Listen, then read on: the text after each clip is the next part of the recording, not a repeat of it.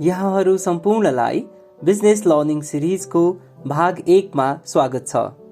यस सिरिजको उद्देश्य यहाँहरू सम्पूर्णलाई यो सिरिजको अन्त्यसम्म आफ्नै बिजनेस मोडल निर्माण गर्न सक्ने सक्षम बनाउने हो। हरेक एन्टरप्रेन्योरको, हरेक बिजनेस पर्सनको प्रथम प्रश्न हुन्छ कुन ठाउँमा लगानी लगाउने, कुन बिजनेसमा लगानी लगाउने। अब यो संसारमा हेर्ने हो भने करोडौं मान्छेहरूले व्यापार गरिरहेका छन् र व्यापार पनि करोडौं किसिमका छन्। अब के त्यो करोडौं किसिमका व्यापारहरूको लागि करोडौं नियमहरू बनाउन सकिन्छ या उनीहरूलाई करोडौं तरिकाले रेगुलेट गर्न सकिन्छ त? उदाहरणका निम्ति एउटा ब्याङ्क छ, अर्को ब्याङ्क छ। नेपालमा अहिले 20 वटा ब्याङ्क छन्। अब त्यो सबै 20 वटा ब्याङ्कलाई अलग अलग नियम बनायो भने सकिँदैन रेगुलेट गर्न। हरेक ब्याङ्कको लागि अलग अलग नियम त सकिँदैन। सो अब के गरिन्छ त, त्यो सम्पूर्ण ब्याङ्कहरूलाई एउटा ग्रुपमा बनाउने र त्यसलाई भन्ने ब्याङ्किङ इन्डस्ट्री, र त्यो सबै ब्याङ्कहरूको लागि एउटा कमन रुल बनाइन्छ र त्यसरी रेगुलेट गर्न सकिन्छ।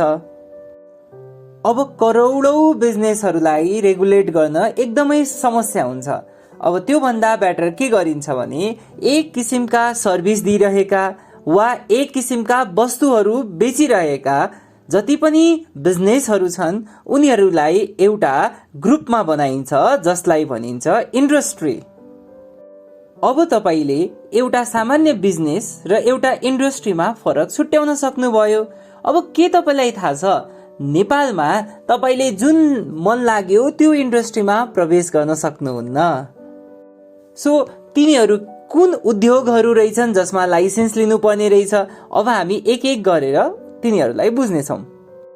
सबैभन्दा पहिलो त्यस्तो उद्योग हो हतियार, गोला बारुद, विस्फोटक पदार्थ उत्पादन गर्ने उद्योग। सो यो उद्योग तपाईले खोल्न सक्नुहुन्न। यसका निमित्त तपाईले लाइसेन्स लिनुपर्ने हुन्छ। भन्नुस् त सबैभन्दा राम्रो बिजनेस के होला?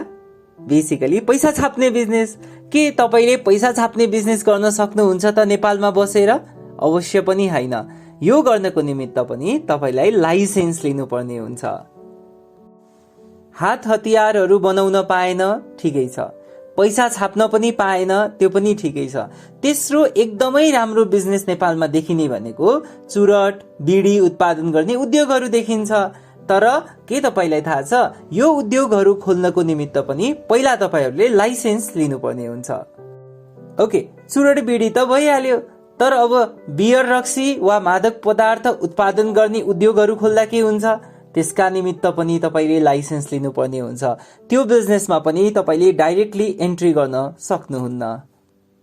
5औं नम्बरको उद्योग छ जसका निमित्त तपाईलाई लाइसेन्स कम्पल्सन हुन्छ, त्यो हो ढुङ्गा, गिट्टी, बालुवा उत्खनन तथा प्रशोधन गर्ने उद्योगहरू। 6औं नम्बरमा आएको छ रेडियो सञ्चार उपकरण उत्पादन गर्ने उद्योगहरूलाई पनि लाइसेन्स अनिवार्य चाहिन्छ। सो तपाईले यो उद्योगमा पनि प्रवेश गर्नु छ भने पहिला तपाईले लाइसेन्स लिनुपर्ने हुन्छ। तपाईलाई बहुमूल्य खनिज र पेट्रोलियमको उत्खनन गर्छु भनेर सोच्दै हुनुहुन्छ यदि, र त्यस्तो उद्योगमा म इन्भल्भ हुन्छु भनेर सोच्दै हुनुहुन्छ भने त्यसका निमित्त पनि पहिला लाइसेन्स अनिवार्य रहेको छ। यदि तपाईले नेपालमा लिक्विफाइड पेट्रोलियम ग्यास, तरल पेट्रोलियम ग्यासहरू रिफिलिङ गर्ने उद्योगमा पनि इन्भल्भ हुन चाहनुहुन्छ भने त्यसका निमित्त पनि लाइसेन्स अनिवार्य रहेको छ। अहिले यसो हेर्ने हो भने ड्रोन उत्पादन गर्न एकदम आकर्षक देखिन्छ, तर नेपालमा ड्रोन उत्पादन गर्ने वा ड्रोन मार्फत सेवाहरू प्रदान गर्ने सबै प्रकारका उद्योगहरूका लागि पनि लाइसेन्स अनिवार्य गरिएको छ।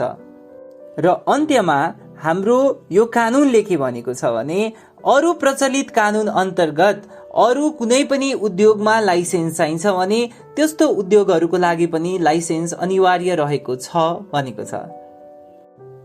अब प्रश्न उठ्छ, त्यो लाइसेन्स कहाँबाट लिने? तपाईले त्यो लाइसेन्स प्राप्त गर्नका निमित्त तपाईले इन्डस्ट्रियल प्रमोसन बोर्ड, जसमा उद्योग मन्त्री अध्यक्ष भएको, वा इन्भेस्टमेन्ट प्रमोसन बोर्ड जसमा प्रधानमन्त्री अध्यक्ष भएको बोर्डबाट तपाईले लाइसेन्स पाउनु पर्ने हुन्छ। तर यदि तपाईले हात हतियार, गोला बारुद, विस्फोटक पदार्थ उत्पादन गर्ने उद्योगमा नै म लगानी गर्छु भनेर यदि तपाईँले सोच्दै हुनुहुन्छ भने त्यस्तो केसमा गभर्नमेन्ट अफ नेपाल या काउन्सिल अफ मिनिस्टरले त्यसको निमित्त एप्रुभल दिएको हुनुपर्छ। अब तपाईँ स्टार्टअप गर्न चाहनुहुन्छ भने यो सम्पूर्ण अहिले भनेका उद्योगहरू त्यति तपाईँलाई फ्रुटफुल नहुन सक्छन्, किनकि त्यसका निमित्त सबैभन्दा प्रथम प्रक्रिया भनेको लाइसेन्सिङमा जानुपर्छ, जसका निमित्त निकै समय लाग्ने गर्छ। सो यहाँसम्म आएर हामीले थाहा पायौँ होला कि कुन कुन उद्योगहरूमा हामी सहजका साथ लगानी गर्न सक्दैनौँ। हाम्रो इन्डस्ट्रियल एन्टरप्राइज एक्ट 2076 अर्थात् औद्योगिक व्यवसाय ऐन 2076ले हाम्रा देशमा भएका इन्डस्ट्रिजहरूलाई ब्रोडली दुईटा भागमा क्लासिफाई गरेको छ। एउटा फिक्स्ड क्यापिटलका आधारमा र अर्को basis of nature of goods and services. अब फिक्स क्यापिटल अर्थात् स्थिर पुँजीका आधारमा हेर्ने हो भने हाम्रा इन्डस्ट्रिजहरूलाई फर्दर 5 वटा भागमा क्लासिफाई गरेको छ। एउटालाई भनिन्छ माइक्रो इन्डस्ट्री, अर्कोलाई भनिन्छ कटेज इन्डस्ट्री, अर्कोलाई भनिन्छ स्मल इन्डस्ट्री, अर्कोलाई भनिन्छ मिडियम र अर्कोलाई भनिन्छ लार्ज। माइक्रो भनेको लघु, कटेज भनेको घरेलु, स्मल त साना उद्योग भइहाल्यो, मिडियम भनेको मध्यम खालका र लार्ज भनेका ठूला उद्योगहरू गरेर 5 वटा उद्योगमा क्लासिफाई गरेको छ पुँजीका आधारमा। अब प्रश्न उठ्छ, कस्ता उद्योगलाई लघु उद्योग अर्थात् माइक्रो इन्डस्ट्री भन्ने गरिन्छ? कुनै पनि उद्योगलाई माइक्रो इन्डस्ट्री भन्नका निमित्त त्यसको स्थिर पुँजी 20 लाख क्रस भएको हुनु भएन। त्यो उद्योगको एन्टरप्रेनर आफै त्यो उद्योगमा इन्भल्भ भएको हुनुपर्ने हुन्छ।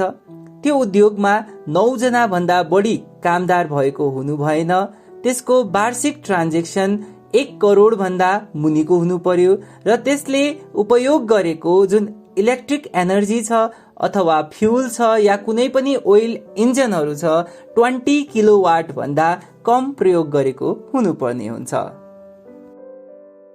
लघु उद्योग अर्थात् माइक्रो इन्डस्ट्री पछि अर्को टाइपका इन्डस्ट्री हुन् कटेज इन्डस्ट्री, जसलाई हामी भन्छौँ घरेलु उद्योग। घरेलु उद्योग नामबाट नै एकदम प्रष्ट छ। घरेलु अर्थात् ट्रेडिसनल स्किल्स और टेक्नोलोजीहरू प्रयोग गरेर जुन उद्योगहरू चलाइन्छ त्यसलाई भनिन्छ घरेलु उद्योग और कटेज इन्डस्ट्री।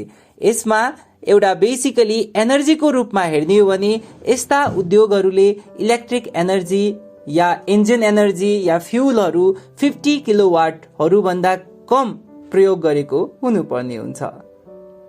स्थिर पुँजीका आधारमा तेस्रो किसिमका उद्योगहरू हुन् स्मल इन्डस्ट्री अर्थात् साना उद्योग। नेपालमा साना उद्योग भनेर चिनिनेका निमित्त उनीहरूको स्थिर पुँजी हुनुपर्छ 15 करोड या 15 करोड भन्दा बिलो। 15 करोडदेखि 50 करोडसम्म स्थिर पुँजी भएका उद्योगहरूलाई नेपालमा मिडियम इन्डस्ट्री भनेर चिन्ने गरिन्छ।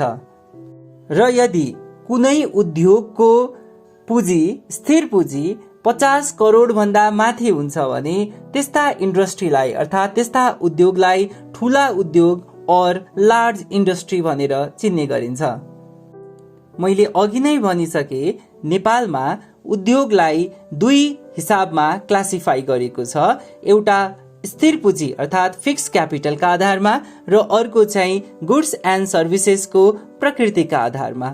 हामीले फिक्स क्यापिटलका आधारमा उद्योगहरूलाई 5 किसिममा क्लासिफाई गरेको डिस्कसन गर्यौं, जसमा प्रथम थियो माइक्रो इन्डस्ट्री अर्थात् लघु उद्योग, त्यसपछि थियो कटेज इन्डस्ट्री अर्थात् घरेलु उद्योग, त्यसपछि थियो स्मल इन्डस्ट्री साना उद्योग, फेरि मिडियम इन्डस्ट्री र अन्त्यमा लार्ज इन्डस्ट्री गरेर हामीले 5 किसिमका उद्योगहरू अन्डर फिक्स क्यापिटल डिस्कसन गरेको थियौं। अब हामी उद्योगहरूलाई on the basis of nature of goods and सर्भिसेसका आधारमा क्लासिफाई गर्नेछौँ। नेपालमा on the basis of nature of goods and सर्भिसेसका आधारमा उद्योगलाई 8 वटा सेक्टरमा क्लासिफाई गरिएको छ। सबैभन्दा पहिला आउँछ एनर्जी बेस्ड इन्डस्ट्री, दोस्रोमा आउँछ म्यानुफ्याक्चरिङ इन्डस्ट्री, तेस्रोमा आउँछ agriculture and forest product based industry, चौथोमा आउँछ माइनिङ इन्डस्ट्री, पाँचौँमा आउँछ इन्फ्रास्ट्रक्चर इन्डस्ट्री, छैटौँमा आउँछ टुरिज्म इन्डस्ट्री, सातौँमा आउँछ information technology, communication technology and information dissemination technology based industry, र आठौँमा अन्त्यमा आउँछ सर्भिस इन्डस्ट्री। नेपालमा तपाईँले यदि कुनै पनि बिजनेस देख्नुहुन्छ भने यही 8वटा सेक्टरमा भएका बिजनेसहरू हुन्। अब के तपाईँले निर्णय गरिसक्नु भयो त तपाईँले कुन सेक्टरमा इन्भेस्ट गर्ने यो 8 मध्ये? यदि छैन भने अर्को कक्षाको लागि पर्खनुहोस्। हामी अर्को कक्षामा अझ धेरै डिटेलमा धेरै कुरा सिक्नेछौँ। धन्यवाद। Thank you.